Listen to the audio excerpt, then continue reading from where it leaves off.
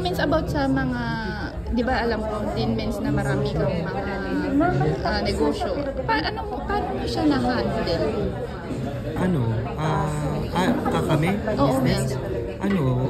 Yung negosyo lang talaga kasi namin na kumikita, yung IBC.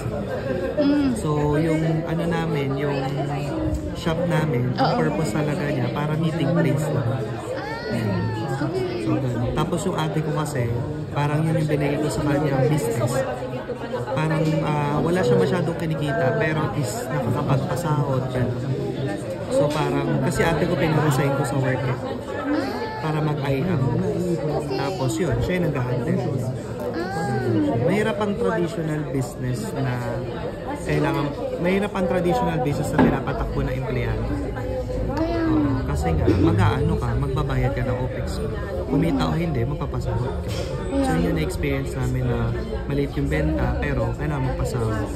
Maliit yung benta, kailangan magbayad ng renta. So, means, paano mo yun, ibig mo sabihin yung doon sa IBC nyo, kumbaga, nakuha nyo pa sa yun, na-handle nyo pa rin, na-handle nyo. Kami, kung ano ginawa sa networking, yun yung ginagawa namin sa traditional. Diba sa networking, sa IM, hindi naman na kami yung gumagawa ng graphics. Diba dati kami? Oo. May graphic artist kami, binabayaran namin yun. Dati kami pa yung nagme-message sa mga leaders namin na kailangan nyo ng schedule. May VA na kami. Kinukuha namin sa kinikita sa network yun. Kasi kakain ng oras yun. Yung pagpo-post sa Facebook page, pag-send sa mga GCs, may VA ako doon. May graphic artist ako doon. Ayun. Tapos parang halimbawa pag may mga events kami, hindi lahat kinakausap namin, yung core leaders lang. Yung core leaders, sila din nakikipag-usap sa core leaders. So in short, leverage kami sa IM. Kaya namin mag-travel na wala kami iniisip. Kumikita kami, okay kami. Kasi yun yung tinuturo sa atin, duplication. So sa trans, ganun din ginawa namin. Meron kaming accountant, may auditor kami, meron kaming team leader, ayun. Meron kaming taga-ship, ganyan. So ganun ginawa namin para less hassle. Meron nga, 3 months, 4 months, di ako pupunta sa IBC. Pero tumatakbo. Kasi lahat documented naman. Lahat naman naka-systemize. So parang ganun lang din yung ginagawa natin sa pag-network natin. For example, ang Team Blast, napakalaking grupo niyan. Yes, ma'am. 400,000 members yan. Pero 4 lang naman na team ang kinakausap ni Mentme. Ate Arian, Coach Mike, Ate Kat, Chin, ako. Pero, nahandle ang buong grupo ng Team Blast.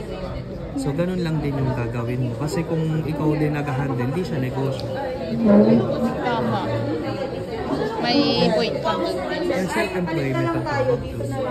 Pwede ka naman kumita ng malaki, kaso yun, self-employment. Kaya yun yung kailangan mo talaga ng tao.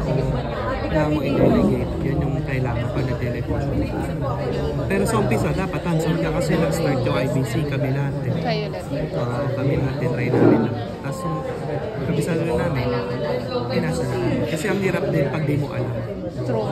Parang sa IM, hindi mo rin, ang hirap mag-lead ng downline na ikaw, hindi ka marunong mag-talk, hindi ka marunong ng lahat. Mahirap. So, hands-on ka talaga. Ganun siya. So, dapat talaga, kailangan ikaw muna, i-quit mo yung sarili mo and then bago ka mag-duplicate. Ganon din dun sa mga ginagawa natin sa negosyo. Lahat ng kailangan mo ma-experience.